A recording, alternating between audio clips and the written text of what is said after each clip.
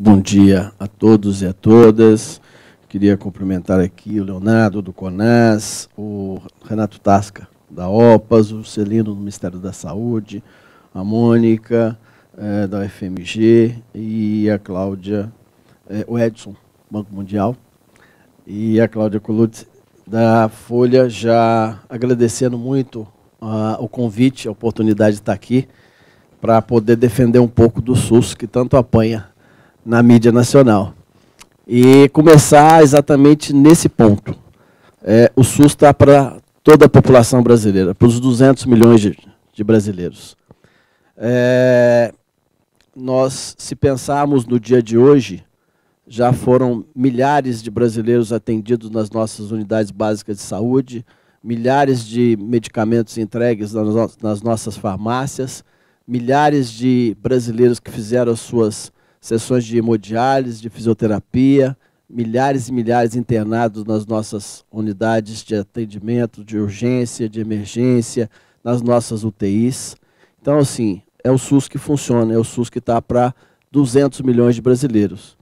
E para 150 milhões de brasileiros que têm o Sistema Único de Saúde como único plano de saúde, nós temos 48% dos recursos que são empregados em saúde. E para os outros 50 milhões de brasileiros que dizem que não usam o SUS, porque tem aí seu plano de saúde, nós temos 52% dos recursos. E aí por que eu digo que dizem? Esquece que compram medicamento. E se compra o medicamento, o SUS está em toda a cadeia produtiva até a entrega do medicamento. Esquece que se sofrer um acidente em qualquer via pública, quem salva a vida é o SAMU. Não é o plano de saúde que vai salvar a vida desse paciente.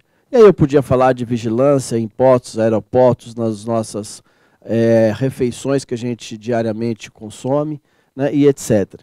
Queria dar um exemplo de um casal global, né, Luciano Huck e Angélica, que tiveram um acidente de avião, e quem estava lá para dar o primeiro atendimento foi o SAMU, e que levou para o hospital de pequeno porte, que é importante naquela localidade, porque não tinha outro ponto de assistência.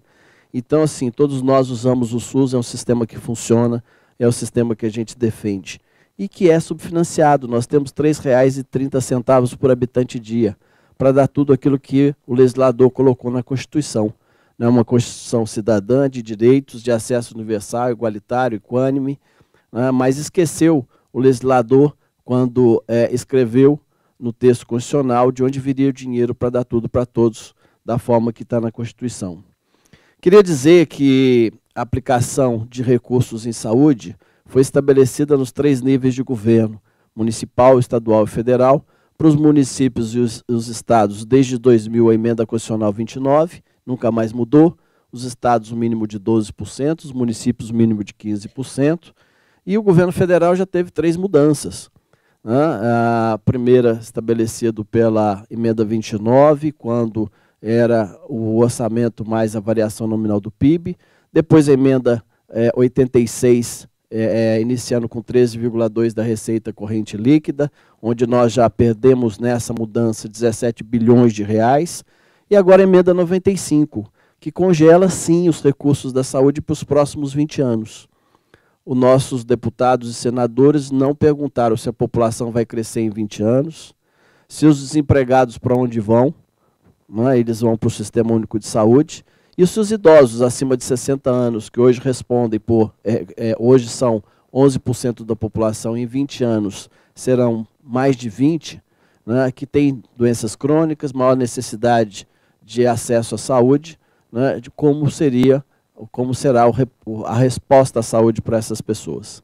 Então, obviamente, que nós vamos ter mais necessidade de recursos, e os nossos deputados simplesmente ignoraram isso. Quero dizer que os últimos 30 anos, ou seja, os 30 anos do SUS, o governo federal investe 1,5% do PIB em saúde. Essa é a média de recursos do governo federal na saúde, 1,5% do PIB. Isso não mudou de governo para governo. Todos eles mantêm essa média de 1,5% do PIB. Os municípios brasileiros, o ano passado, que deveriam aplicar um mínimo de 15% na saúde, aplicaram em média, 23,5%. Nós colocamos na saúde no ano passado 31 bilhões além do mínimo constitucional. 31 bilhões significou 100% do IPTU arrecadado em 5.570 municípios. Ou seja, quem está financiando a saúde pública desse país é o município. É o ente que fica com a menor parte do Pacto Federativo, da repartição dos recursos, fica com 19% do que se arrecada, enquanto a União fica com 60%. Somos nós, municípios, que estamos financiando a saúde. O Banco Mundial apresentou um relatório, nós já discutimos uma vez lá na OPAS, tivemos uma discussão acalorada, muito boa, né? Eu acho que avançou bastante, né? Nós percebemos aí mudanças importantes no relatório.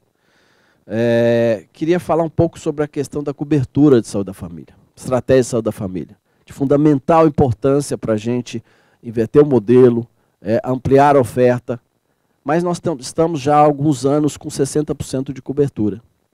E não vai aumentar. Não vai aumentar não é porque nós não queremos, não.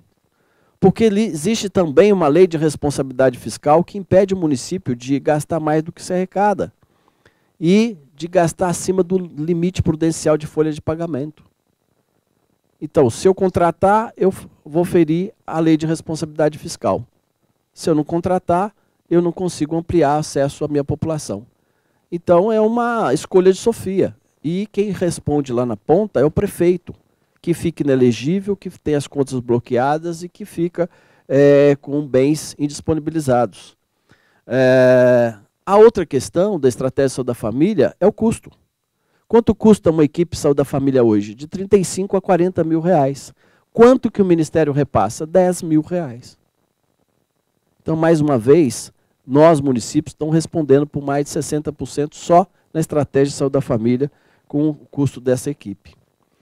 Eu queria chamar a atenção uma publicação da Folha de São Paulo, no auge da greve dos caminhoneiros. A Folha apresentou um dado de fundamental importância com relação à renúncia fiscal. Os dados apresentados pela Folha, na matéria da Folha, o governo federal concedeu 4 trilhões de isenção fiscal nos últimos 15 anos. 30 anos de orçamento do Ministério da Saúde. A cada ano, o governo federal concede 2 orçamentos do Ministério da Saúde em isenção fiscal. E aí o Banco Mundial citou aqui um exemplo de isenção do imposto de renda, pessoa física, 9 bilhões. Mas eu queria, Edson, citar um outro exemplo. Na Zona Franca de Manaus, 320 bilhões. E lá se fabrica motocicleta. Motocicleta é a primeira causa de cirurgias do nosso país. É a segunda causa de maior mortalidade do nosso país. Enche as nossas... leva o SAMU para a rua, enche as nossas salas de urgência e emergência, os nossos centros cirúrgicos, usa ressonância, tomografia, raio-x, órtese, prótese, reabilitação. Quando não ceifa a vida de jovens trabalhadores, leva para a Previdência Social. Então, essa é uma grande situação a ser discutida. Vamos continuar da isenção para a fabricação de motos? A questão da regionalização da assistência ela é de fundamental importância. Nós temos 80% dos municípios com menos de 20 mil habitantes, concordo contigo. Se a gente não regionalizar, nós não temos saída. Nós temos que discutir a questão dos hospitais de pequeno porte. Tem hospital que faz mal para a saúde, conforme você disse. Mas tem hospital que é de fundamental importância, porque está no vazio assistencial, que não tem nada. É preciso ter um pequeno aporte de recursos médicos, serviços de saúde para salvar a vida, estabilizar paciente para depois ele ser encaminhado.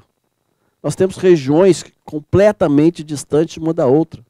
Se a gente for olhar para a região norte, então, do país, ou para o norte de Minas Gerais, para a região do Jequitinhonha de Minas Gerais, que é quase que igual ao norte do país, são distâncias absurdas, que você demora aí 10, 12, 15, 5 dias para transferir um paciente. Então é preciso olhar esses hospitais e fazer uma nova proposta. Mas estava discutindo com o secretário executivo do CONAS aqui, doutor Jurandir e doutor Leonardo, se não vier de cima para baixo esse assunto, os prefeitos não compram. Porque qual prefeito vai querer fechar o hospital e ter a peste de sair, que foi o prefeito que fechou o hospital? Então, nós vamos ter que ter uma decisão de cima para baixo. Esse caso não tem jeito. Né? Aumentar a questão de consultas médicas, o doutor Leonardo já falou. Eu acho que na estratégia da saúde da família não é só consulta médica que conta. É a prevenção, é trabalhar grupos de hipertensos, diabéticos, gestantes, ou seja, fazer prevenção e promoção à saúde. E aí nós temos que sair dessa lógica de só consulta, né? Porque a consulta ela gera encaminhamento, ela gera exames de média complexidade, ela piora, aumenta o gargalo ainda mais da média e alta complexidade. A questão dos sistemas de informação, né? Nós temos alguns dados apresentados pelo Banco Mundial que devem ser considerados, mas principalmente a questão das dificuldades e deficiências do sistema de informação do Ministério da Saúde. Nós temos 250 sistemas de informação ativos no Ministério da Saúde. E alguns deles muito questionáveis. Nós temos ainda sistema do Ministério da Saúde em DOS, pelo DataSUS. Muita gente aqui não sabe nem o que é isso. Né?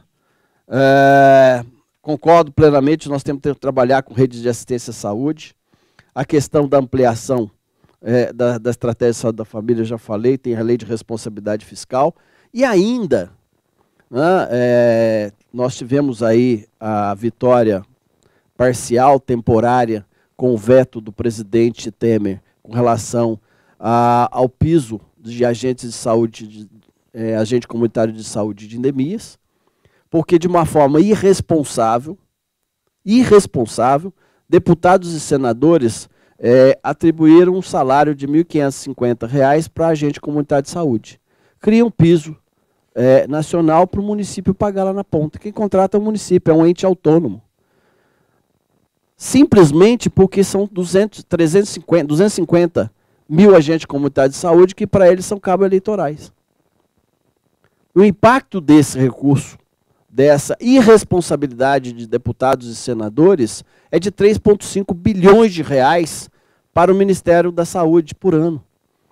E esses 3,5 bilhões de reais, num orçamento congelado pela Emenda Constitucional 95, vai sair de onde esse dinheiro?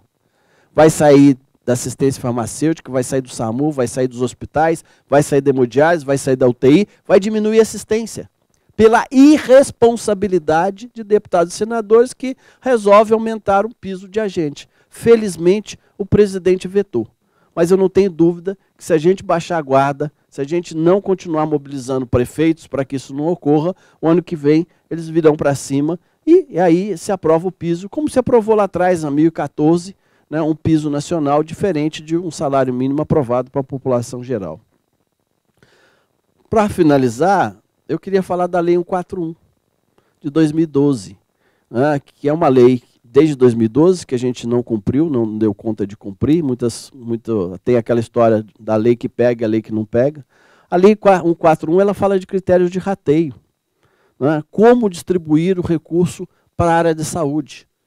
E a Lei 141 ela traz claramente uma proposta, né, pela questão demográfica, espacial, socioeconômica, necessidade da população, questão epidemiológica e capacidade de resposta. O CONASEMB está fazendo um estudo, junto com uma equipe, junto com a academia, para propor à comissão tripartite uma forma de cumprir a legislação. Nós precisamos valorizar o Plano Municipal de Saúde, a necessidade municipal discutida com a comunidade de saúde, com controle social. É preciso respeitar o planejamento local para que o Ministério da Saúde, o Estado, possa alocar recurso de acordo com a especificidade de cada local. Não é possível num país continental que nem o Brasil, com 5.570 municípios, com todas as diferenças sociais, geográficas, econômicas, epidemiológicas, a gente querer do Ministério da Saúde fazer uma portaria, uma política que seja igual para todo mundo. Eu acho que é isso. Muito obrigado, estou à disposição.